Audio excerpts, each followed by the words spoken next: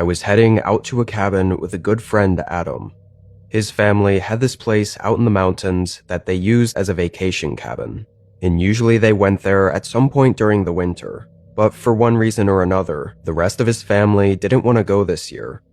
Since it would be empty, Adam invited me and we thought it'd be chill to have the cabin to ourselves and just hang out.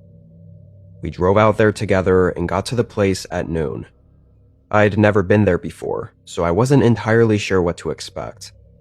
It was a pretty big cabin, not like one of those old tiny ones. This one looked newer and larger, basically a house to be honest. Adam had been there multiple times, but this was his first time not going with family, so working everything was kind of a nightmare to figure out. With a few calls to his parents, we were able to get the place functioning and everything up and running though.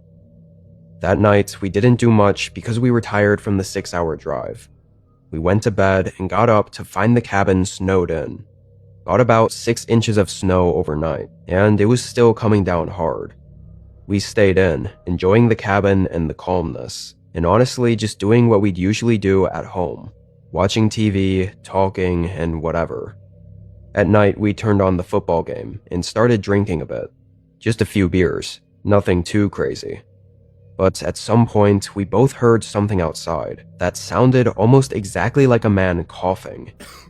We both shot our heads up and looked at the front door where we thought we'd heard the sound from. We were both very confused. Adam said there was no way someone else was out here. After a bit of hesitation, I got up and looked, but didn't see anything. The front porch was empty. So ultimately, we both thought we must have heard something else, and joked that we were maybe a little more drunk than we thought, mistaking one of the natural sounds of the woods for being someone coughing. The idea that anyone could be out there where his cabin was, and coughing outside of it, was ridiculous to us, so we forgot about it pretty quickly. Once the game was over, we hung around the fireplace and just had some beers and talked. We stayed up pretty late. I don't even have any idea what time we called it. Adam went to one of the bedrooms and I stayed in the living room. There were a bunch of extra bedrooms, but I sort of just wanted to sleep on the couch next to the fireplace for that unique experience, I guess. And neither of us expected the heavy snow and sudden drop of temperature, and the cabin wasn't really meant to be stayed in during extreme temperatures, so the regular home heater could only keep the place around 60 degrees. The fireplace made that much more bearable. Anyway, I grabbed a blanket and fell asleep on the couch. When I woke up, Adam was whispering my name from the hallway. I looked over the couch, completely disoriented and confused. He looked the same as me. "Was that you?" I asked, "Was what me?" He looked a little more concerned, as I told him I'd been sleeping on the couch, not doing anything. Adam told me he swore he heard a door open and close, and he thought I'd left the cabin and went outside for some reason, but clearly I hadn't. He went over to the door and checked it, and it was still locked up. At this point, I thought he was just going crazy, maybe anxious, hadn't doing anything. Adam, he looked a little more concerned, as I told him I'd been sleeping on the couch, not doing anything. Adam told me he swore he heard a door open and close, and he thought I'd left the cabin and went outside for some reason, but clearly I hadn't. He went over to the door and checked it, and it was still locked up. At this point, I thought he was just going crazy, maybe anxious from drinking too much, so I told him to chill and that the cabin was probably just creaking or something. He still looked concerned, like he really did believe what he heard, but agreed that he was probably crazy, and headed back to the bedroom. I laid back down and closed my eyes, though after that I almost felt fully awake. Still, I didn't move or open my eyes for 20 minutes. I kept listening to the wind outside the cabin and the sounds the cabin was making, but everything felt eerie now for some reason. And after those 20 minutes of not being able to clear my head or fall asleep, I opened my eyes and sat up to sort of reset, and I instantly felt a shock go through me.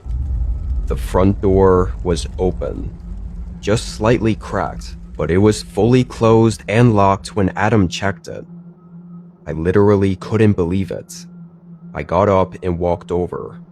The cold wind shooting through the door made me shiver.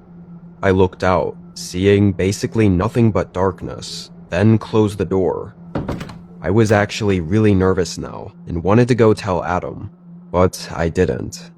I stood there and looked around the cabin for a minute, thinking how this could be possible. Like, were we both just going crazy? And then I heard a thump. It was against the side of the cabin. I moved toward the sound, and it happened again, but much louder.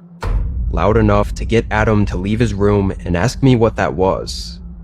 I shook my head that I didn't know, and mentioned the door, but the thumps kept hitting the walls of the cabin from outside. Heavy, loud hits against the wood. It was very strange, and it wasn't against a window or the back door. It was just on the wall. There was no way in hell either of us were going outside to see what that was. Not in the dark, and not in the winter storm going on. Both of us went around checking windows and listening, but after a few minutes, it was silent again. It stayed quiet for a half hour as we discussed what the hell we thought was going on. Still, up to this point, neither of us had actually seen a person out there, so our heads were naturally thinking to any other excuse to explain this. But then the thumping started again, hitting the side wall of the cabin near one of the bedrooms. It moved along the wall, not just in one spot. This went on for hours, brief pauses for a bit, only for it to start up again. And through the whole night, we just didn't know what to do. Just before sunrise, it stopped, and didn't start again. When the sun was up, and with the snowfall slowing down, we both put on our jackets and went outside with kitchen knives in hand to look around. All over the outer walls were huge dents, scuffs, and scratches in the wood. It hardly looked natural, or like something someone would do, because it wasn't like they were trying to break in. They were just hitting the wall for some unknown reason. Obviously, that morning, we got the hell out of there, not getting any answers or explanation. And with the door being open in the middle of the night, now feeling a lot less coincidental, we felt very unsafe. It was a really big reality check for us, though, because, of course, now looking back on it, we should have called the cops. We were just young, and in the moment, it was so strange and confusing that we just didn't. I don't know what was happening or who was out in that forest by the cabin, but I think it was clear that they did not want us to be there.